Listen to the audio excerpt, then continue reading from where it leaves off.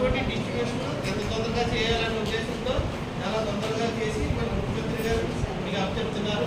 ఆ కార్యక్రమం నిమిత్తం మన ఇన్ఛార్జ్ గారు చేయాలి కాబట్టి ఆయన మాట్లాడుతూ పోతుంది.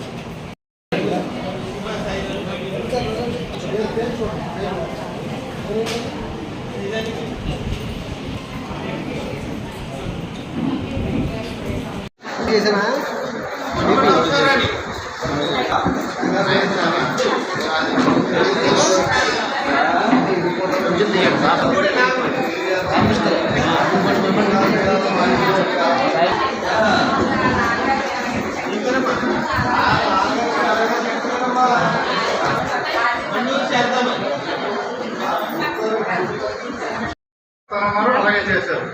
అలాగే ఆ స్కూల్స్ అన్ని ప్రతి స్కూల్స్ గవర్నమెంట్ స్కూల్స్ అన్ని డెవలప్ చేశారు. మనకి స్వతంత్రం వచ్చిన దగ్గర నుంచి గవర్నమెంట్ స్కూల్స్ ఎలా ఉండేవమ్మా, పాతబడిపోయిన స్కూల్స్ చేసేది. అదేవిధంగా నిరుపేదమైనటువంటి ప్రతి ఒక్కరికి కూడా ఇల్లు స్థలం ఇస్తాం. అలాగే నేను ప్రజా శ్రేయస్సు కోసం మనకి అమలు చేస్తూ ఉన్న పథకాలన్నీ కూడా ప్రతిదీ కూడా ప్రతి కుటుంబానికి ప్రతి ఇంటికి ఏవైతే అవసరాలు ఉన్నాయో ప్రతిదీ కూడా ఆయన మాట ఇచ్చి ఆ మాట మీద నిలబడి ప్రతిదీ వాగ్దానం చేయడంతో అందులో భాగంగానే ఈ రోజుని ఇంటి గృహప్రవేశం అంటే మరి చాలా విలువైనది.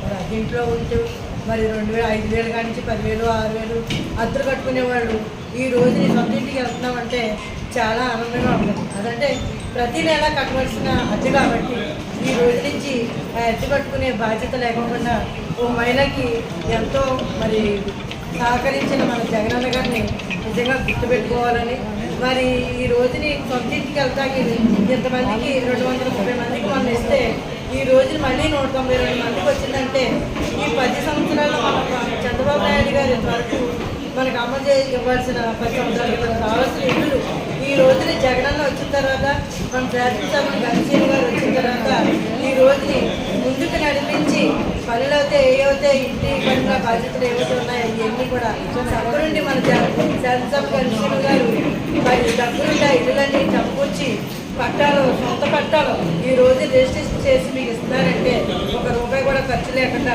మరి నిజంగా మన గణేశ్వరి గారిని గుర్తుపెట్టుకోవాలని, మనకి పథకాలన్నీ అమలు చేసిన జగన్ గారిని ఆయన్ని మళ్ళీ ఒకసారి జగన్ గారిని మళ్ళీ ఓటేసి మనం గెలిపించుకుని ఉంటే మీకు ప్రతి మనిషికి సొంత ఇంటి కల అన్నది ఎంతో సంతోషకరమైన వార్త. మీరందరూ కూడా సొంత ఇల్లు వస్తే ఆ సొంత ఇంట్లో మనం వెళ్తే ఎంతో బాగుంటుందని ఆనందించే రోజు ఈరోజు ఆనే వచ్చింది. మీ అందరికీ కూడా సర్వ హక్కులు కల్పిస్తుంది. మనకు దగ్గర మీకు పట్టా ఇచ్చారు. ఇప్పుడు రిజిస్ట్రేషన్ చేసి మీ ఇంటిని మీకు స్వాధీనం చేస్తున్నారు. మీ ఇల్లు మీరు స్వాధీనం చేసుకుంటూ దాన్ని మీరు ఏదైనా చేసుకోవచ్చు. మీరు అమ్ముకోవచ్చు, రేపు ఎవరికైనా ఇచ్చుకోవచ్చు, మీరే ఉండొచ్చు, ఏదైనా చేసుకోవచ్చు. సర్వ హక్కులు కల్పించినటువంటి రోజు ఈరోజు. కాబట్టి మనకి మరలా జగన్ గారే రావాలి. మళ్ళీ మనం ఎలా కలవాలంటే జగన్ గారు మనతో ఉంటేనే కలుస్తాం. అక్కడ సీఎం జగన్ గారు అవ్వాలి, ఇక్కడ ఎమ్మెల్యే గణేశ్వరి గారు అవ్వాలి. వాళ్ళిద్దరూ కూడా మన పక్షాన ఉంటే మనం ఎన్నుకోగలిగితే ఎప్పుడు కూడా మనం ఎప్పుడు మీట్ అవుతూ ఉంటాం.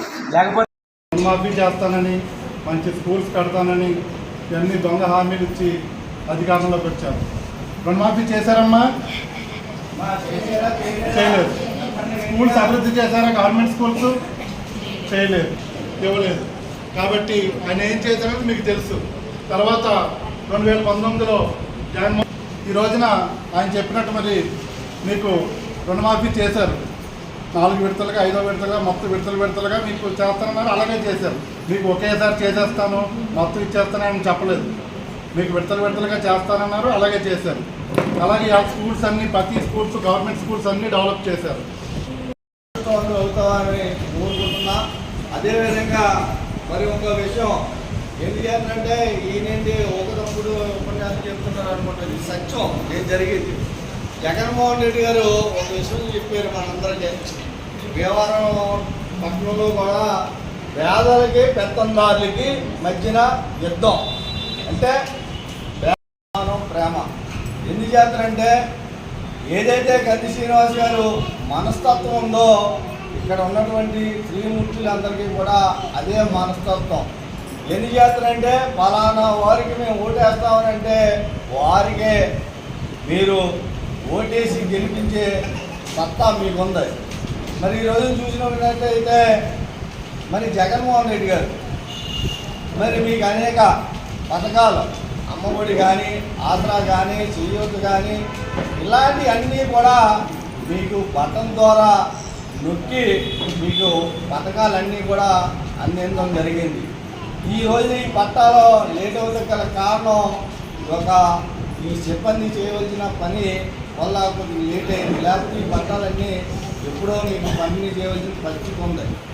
దేశంలో కానీ జగన్మోహన్ రెడ్డి గారు ప్రవేశపెట్టిన అనేక సంక్షేమ పథకాల్లో ఒక మహత్తరమైన సంక్షేమ పథకం ఈ ఇళ్ల స్థలాలు. నాకు తెలుసుండగా నేను 1987 నుంచి కూడా రాజకీయాల్లో తిరుగుతున్నాను. కానీ ఇటువంటి రిజిస్ట్రేషన్ చేసి మీ యొక్క చెంది స్థలాన్ని మీకు ఇచ్చిన మహానుభావుడు మరి జగన్మోహన్ రెడ్డి గారు. ఈ రోజున చూసుకున్నట్లయితే ఈ 18వ వార్డులో ఇంచుమించు 192 మంది లబ్ధిదారులు ఉన్నారంటే చాలా ఆనందదాయకంగా ఉంది. మీరే ఇంతకుముందు చూశారు, ఇవన్నీ మీకు చెప్పవసరం. చంద్రబాబు నాయుడు గారు హయాంలోని మీకు అనేక అభివృద్ధి సంక్షేమ పథకాలు అందిస్తామని చెప్పడం జరిగింది. ఆనాడు 2014లో మరి చంద్రబాబు నాయుడు గారు మీకు డ్వాక్రా రుణమాఫీ చేస్తానని మరి చెప్పి మీతో ఓట్లు వేయించిన సంగతి మీ అందరికీ తెలుసు. మీరందరూ కూడా స్త్రీ అంటే ఒక ఆది పరాశక్తి లాంటిది. స్త్రీ అంటే ఒక ఇంటికి భరోసా ఇచ్చే వ్యక్తి. అలాంటి వ్యక్తుల్ని ఏ రకంగా మోసం చేయాలి, ఏ రకంగా మనలో మలుచుకోవాలని సంకల్పంతో ఆయన ఒక బాణాన్ని మీ ముందు విసర్చడం జరిగింది. ఆ ఇసిన బాణానికి మనందరం కూడా పడిపోవడం చూసాం. మరి ఆయన 2014 ఎన్నికల్లో డ్వాక్రా రుణమాఫీ అని చెప్పి డ్వాక్రా రుణమాఫీ అని చేసేడా అనేది మీ అందరికీ తెలుసు. అదేవిధంగా బాబు వస్తే జాబ్ వస్తుంది, అలాగే నిరుద్యోగ వృత్తి, అలాగే మరి అనేక పథకాలని మరి అమలు చేస్తానని చెప్పి అధికారంలోకి వచ్చిన తర్వాత ఏ పథకాన్ని కూడా అమలు చేయలేని పరిస్థితి మనం చూసాం.